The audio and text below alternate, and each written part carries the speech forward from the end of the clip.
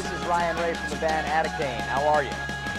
Trying to go the distance, trying to turn your head around, picking up the pieces. We've been back and forth to LA probably 5 times this year. We've been working on new songs with a producer named Jeff Blue.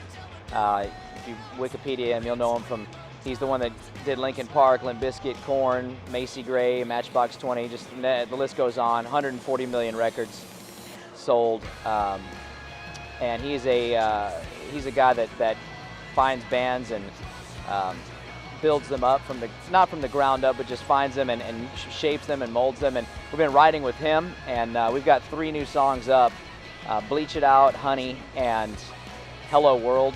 And Hello World, we have a music video too on YouTube, also on our Adakain channel that we have on YouTube. So, but we've been working on new songs. We have those 3 out right now. There's 3 more that I just finished last month that are getting mixed right now, and I'll be back in LA mid-September to work on some more. We're basically recording songs that are Jeff is shopping to record labels right now.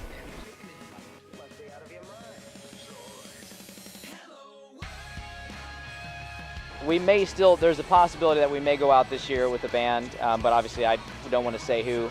I'm a national band. I wouldn't want to announce it without their permission, but that still is a possibility, but not really our main focus. I would like to tour because I love touring and all that, but I want to make sure that we have the best product possible, and I'm really happy with the way it's been going so far.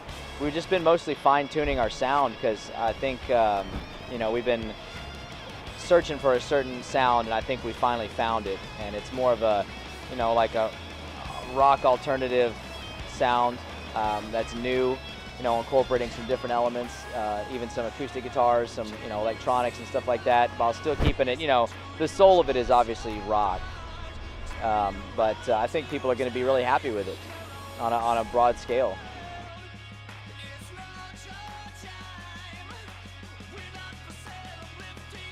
It's really fast, and it's really, what's the word I'm looking for? It's really educational, because he's been in the industry for 25 years. He's had a lot of success, and me and him and the band have gotten a real formula down. When we write, it happens quick. We get in the room and we'll have a song that didn't exist, and by the end of the day, we'll be tracked all the way through. And the lyrics, and obviously you come back to it, the next day with fresh ears and make sure and tweak, and it could even get tweaked several times, more. I mean, for instance, when he was working with Linkin Park, One Step Closer was a song that he wrote with them. They tracked that song 8 times before it turned out to be the song that everybody knows and loves. So it's always writing. Lyrics are most important. You got to get we find a hook, and we talk about stuff that matters. I mean, you don't want to talk about too much of the same stuff, broken hearts and all that kind of stuff, and that's great, and there's always room for a song like that, but we love music. The band loves music, Jeff loves music, it's his passion, it's our passion, so we want people to feel emotion from the music and connect with it, emotionally, so whenever you need a song, you can pull it up. If you need one for whatever you're going through, if you need one to work out to, if you need one to just whatever you're doing, then you can pull up a song that makes you feel something.